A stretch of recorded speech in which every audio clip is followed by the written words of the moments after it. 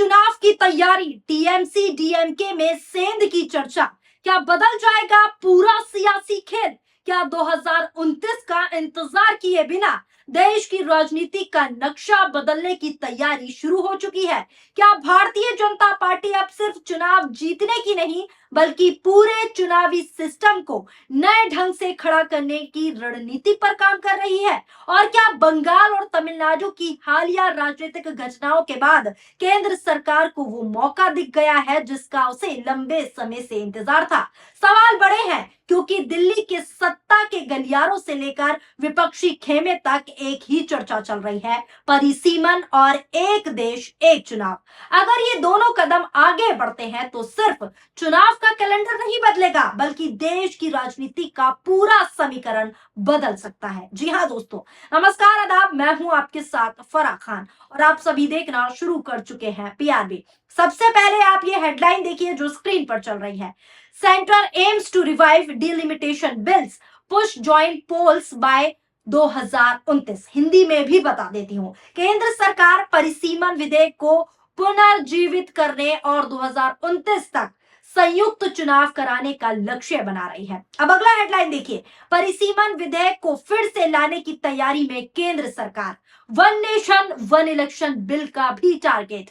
अगला हेडलाइन देखिए जो स्क्रीन पर चल रहा है, केंद्र सरकार 2029 के लोकसभा चुनावों से पहले परिसीमन और एक राष्ट्रीय एक चुनाव के लिए नए सिरे से प्रयास कर रही है। दरअसल दोस्तों, बीते कुछ महीनों में जिस मुद्दे पर सबसे ज्यादा टकराव दिखा था वो था परिसीमन।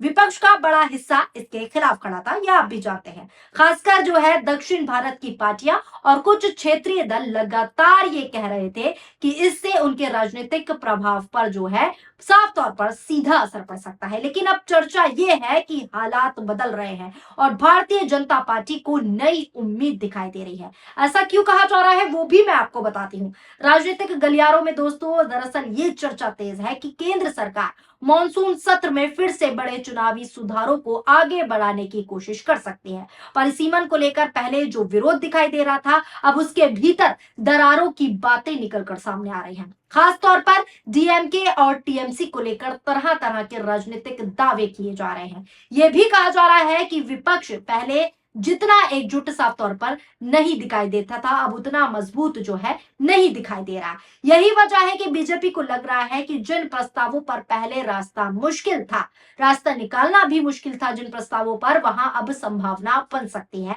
ऐसा बीजेपी का मानना है। सबसे बड़ा सवाल एक देश एक चुनाव को लेकर है। यह प्रधानमंत्री का लंबे समय से चर्चित एजेंडा रहा है। तर्क ये दिया जाता है कि बार बार जो है चुनाव होने से सरकारी मशीनरी और संसाधनों पर दबाव पड़ता है। दूसरी तरफ विपक्ष क्या कहता है? विपक्ष विरोध करता है और तर्क देता है कि अगर लोकसभा और विधानसभा चुनाव एक साथ होंगे तो क्षेत्रीय मुद्दे जो हैं पीछे छूट जाएंगे और राष्ट्रीय दलों को ज्यादा फायदा मिलेगा। यही वजह है कि ये सिर्फ चुनावी एजेंडा नहीं बल्कि राजनीतिक अस्तित्व की लड़ाई भी बन चुका है। इंडियन एक्सप्रेस की ये रिपोर्ट देखिए जो मैं आपको दिखा रही हूँ। परिसीमन विधेयक को संसद में पारित कराने के प्रयास में मिली करारी हार के बाद सरकार के भीतर इस विधेयक को पुनर्जीवित करने और साथ ही साथ एक राष्ट्र एक चुनाव विधेयक को 2029 के लोकसभा चुनावों से पहले लाने के प्रयास चल रहे हैं। सूत्रों के मुताबिक आप ये रिपोर्ट देखिए, सूत्रों के मुताबिक पश्चिम बंगाल में मिली जीत से उत्साहित भाजपा संसद में राजनीतिक पुनर्गठन की योजना बनाते हुए क्षेत्रीय दलों से संपर्क साध रही है। वहीं दूसरी ओर मुख्य विपक्षी दल कांग्रेस ने स्पष्ट रूप से साफ कहा है कि सरकार को कोई भी कदम उठाने से पहले उचित प्रक्रिया का पालन करना चाहिए और सभी दलों से परामर्श करना चाहिए, ये विपक्ष का कहना है। सूत्रों ने बताया कि केंद्रीय गृह मंत्रालय एक नया परिसीमन विधेयक तैयार कर रहा है क्योंकि अप्रैल में जो है लोकसभा में संविधान विधेयक 2026 को पारित करने का उसका प्रयास जो है आवश्यक 2/3 बहुमत से कम रह गया था। अब दोस्तों चर्चा ये हो रही है कि अगर पूरे देश में एक साथ चुनाव कराना तुरंत संभव नहीं हुआ तो इसे चरणबद्ध तरीके से लागू किया जा सकता है, यानी कुछ राज्यों के चुनाव लोकसभा चुनावों के साथ जोड़ दिए जाएं और धीरे धीरे पूरे सिस्टम एक साथ जो है एक समय पर लाया जाए। राजनीतिक एक्सपर्ट्स का मानना है कि अगर ऐसा होता है तो सबसे ज्यादा दबाव जो है क्षेत्रीय दलों पर आएगा। क्यों आएगा? क्योंकि उनकी राजनीति जो है अक्सर स्थानीय मुद्दे और क्षेत्रीय नेतृत्व पर टिकी होती है और इसका सीधा असर उसी पर पड़ सकता है। अब दोस्तों यहीं से राजनीति का सबसे दिलचस्प मोड़ शुरू होता है। सवाल ये नहीं कि चुनाव कब होंगे, सवाल अब ये है कि अगर चुनावी ढांचा बदलता है तो सबसे ज्यादा फायदा किसे और सबसे ज्यादा नुकसान किसे होगा, ये आप भी जानते हैं। यही बहस अब दिल्ली से लेकर चेन्नई और कोलकाता तक साफ तौर पर चल रही है, क्योंकि इसका जवाब जनता भी जानती है। डीएमके को लेकर चर्चाएं इसलिए ज्यादा तेज है क्योंकि दक्षिण भारत में परिसीमन का मुद्दा हमेशा संवेदनशील रहा है। तमिलनाडु सहित कई राज्यों का तर्क रहा है, साफ तौर पर रहा है, और साफ तौर पर कई राज्य ये कह चुके हैं कि जिन्होंने जनसंख्या नियंत्रण में बेहतर काम किया उन्हें सीटें के मामलों में नुकसान नहीं होना चाहिए। यही कारण था कि पहले इस मुद्दे पर काफी तीखा विरोध दिखाई दिया था, लेकिन अब जो है राजनीतिक हलकों में ये चर्चा है कि कुछ नेता बातचीत के रास्ते में पूरी तरह बंद नहीं मान रहे।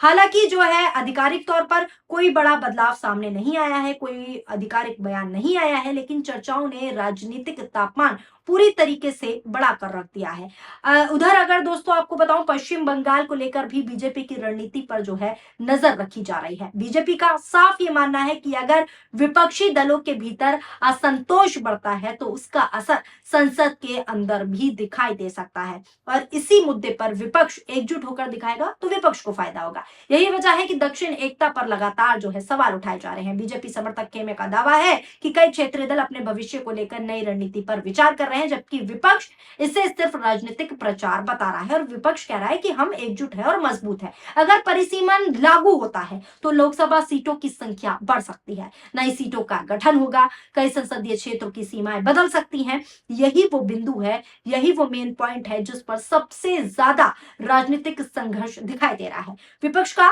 सीधा और बड़ा आरोप है कि इससे चुनावी संतुलन बदल सकता है, जबकि समर्थकों का कहना है, साफ तौर पर कहूं कि बीजेपी का कहना है कि बढ़ती आबादी के हिसाब से प्रतिनिधित्व बढ़ाना जरूरी है। राजनीतिक जानकार मानते हैं दोस्तों कि अगर परिसीमन और एक देश एक चुनाव दोनों पर तेजी से काम हुआ, अगर ये लागू हुआ तो आने वाले 3 साल भारतीय राजनीति के सबसे निर्णायक साल साबित हो सकते हैं, क्योंकि पासा पलट सकता है। क्योंकि तब चुनाव सिर्फ सरकार बनाने का माध्यम नहीं रह जाएगा, बल्कि चुनावी व्यवस्था के नए मॉडल की परीक्षा भी बन जाएगा। ऐसे में हर दल अपनी स्थिति मजबूत करने की पूरी तरीके से कोशिश करेगा। विपक्ष के सामने भी चुनौती कम नहीं है। अगर वो इन प्रस्तावों का विरोध करता है, सीधा विरोध करता है, तो उसे जनता के सामने मजबूत तर्क साफ तौर पर दिखाने होंगे और देने होंगे। और अगर बातचीत के लिए तैयार होता है विपक्ष तो उसके भीतर मतभेद बढ़ सकते हैं।